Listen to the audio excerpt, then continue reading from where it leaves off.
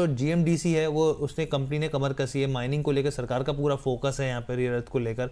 आपका क्या मानना है मैम, क्या इसमें एक लॉन्ग टर्म के नज़रिए से इन्वेस्टेड रहती है और शॉर्ट टर्म के हिसाब से भी यहाँ पे आपका क्या नज़रिया, क्योंकि इस पूरे प्रोसेस में मैम सोना बीएमडब्ल्यू भी था और जीएसडब्ल्यू भी था मैम, तो ये पूरा जो है यहाँ पे स्कीम को लेकर यहाँ पे जीएमडीसी, सोना, बीएमडब्ल्यू और जीएसडब्ल्यू भी है कंपनी। तो मैम आपका क्या मानना है इन तीनों कंपनियों पर कहाँ फोकस करने की जरूरत है और खासतौर पर जीएमडीसी को लेकर? जीएमटीसी देखिए अभी 528 रुपए पर है। अगर आप इसको कम से कम 3 क्वार्टर्स, मैं शॉर्ट टर्म की बात कर रही हूँ, 3 क्वार्टर्स एक मिड टर्म मान लीजिए आप इसको, अगर आप इसको रख सकते हैं तो आप इसको आराम से 528 से 510 की रेंज में भी बाय कर सकते हैं। इनफैक्ट शॉर्ट टर्म ट्रेडिंग अगर स्विंग भी करना है तो stop loss in both the cases आपका बहुत छोटा सा है, 450 का स्टॉप लॉस है। अगेंस्ट दैट जो टारगेट की एक्सपेक्टेंसी हम रख सकते हैं वो स्टार्ट होते हैं 605 से लेकर के अप टू नए हाइज। तो इसमें पोटेंशियल है। देखिए पैसा वहां पर बनता है जहां पर गवर्नमेंट का फोकस हो।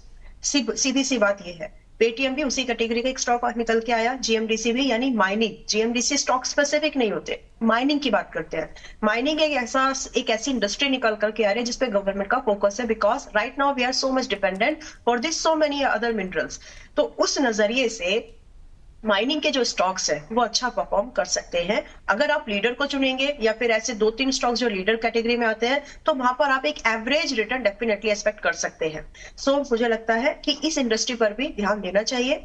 इट इज समथिंग जिसपे गवर्नमेंट का फोकस है, तो इस स्टॉक में भी बाइंग बनती है। या फिर आप कोई दूसरा स्टॉक अगर देख रहे हैं जो माइनिंग से रिलेटेड है, आप उन पर भी ध्यान दे सकते हैं। बिल्कुल में भी खबर निकल के आई कि प्रमोटर्स जो है वो 95 लाख जो शेयर हैं, करीब करीब 7.5% की जो हिस्सेदारी है वो बेच सकते हैं यहाँ पर। यस, तो ऐसी कंपनी में खरीद कौन रहा है वो भी जरूर देखना है। तो यहाँ पर इस दौरान में इसमें होल्डिंग्स बढ़ी किसकी है, let me check once that please, कि इसमें शेयर होल्डिंग पैटर्न में बदलाव किसका आया। इसमें प्रमोटर्स भी घटे हैं, इसमें आपके फॉरेन इंस्टीट्यूशनल इन्वेस्टर्स भी घटे हैं, but as on date also 51% इनका प्रमोटर्स का है। तो यहाँ पे बढ़ा है सिर्फ अगर देखा जाए तो यहाँ कोई ऐसा चेंज नहीं है। यहाँ पर डीआईआईस की इन्वेस्टमेंट जरूर बढ़ी है, लेकिन दो मेजर चीजें प्रमोटर्स एंड एफपीआईस दोनों ने घटाए हैं। तो ये एक, हम इसको इस तरह से देख सकते हैं कि क्या कंपनी की वैल्यूएशन को वो कम समझ रहे हैं, ये एक पॉइंट है, या फिर उनको ऐसा लग रहा है कि एक स्ट्रेटेजिक गुड एग्जिट लिया जाए। तो मेरे हिसाब से एक स्ट्रेटेजिक गुड एग्जिट वो देख रहे हैं।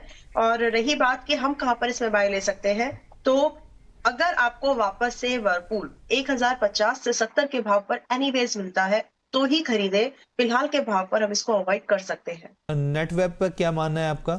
5,400 के इनका कहना है कि वहां तक गया, तो अच्छा इन्होंने बाइंग प्राइस नहीं दी है अपने, लेकिन मैम ये कह रहे हैं कि गिरावट है इस तरीके की, क्या करना चाहिए? नेटवेब देखिए कहीं पर पिछली बार बात हो रही थी और उस समय 3,500 पे था, तो मेरे मुंह से ही नहीं सवाल था कि कहां पर बाय करें। मैंने बोला 2700 पर बाय कर लीजिए। So there was upfront cross question, 2700 आ जाएगा? आई सेड यस आ जाएगा। तो अभी भी इसमें कुछ व्यू नहीं बदला है मेरा। नेटवेब अभी भी 3,900 और 3,290 के पास में है। मान के चलिए कि 2700 पर एक बार आएगा, तो आपको डिसाइड करना है। अगर आप एक साल से, हालांकि अमाउंट रिबाउंड जल्दी होगा, लेकिन ये लेवल चेक होना बाकी है इसमें, तो आप या तो एवरेजिंग के लिए तैयार रहिए या फिर ऐसे जैसे है वैसे होल्ड करके बैठ जाइए। ठीक है मैम। प्रतिभूति बाजार में निवेश बाजार जोखिमों के अधीन है। निवेश करने से पहले सभी संबंधित दस्तावेजों को ध्यान से पढ़ें।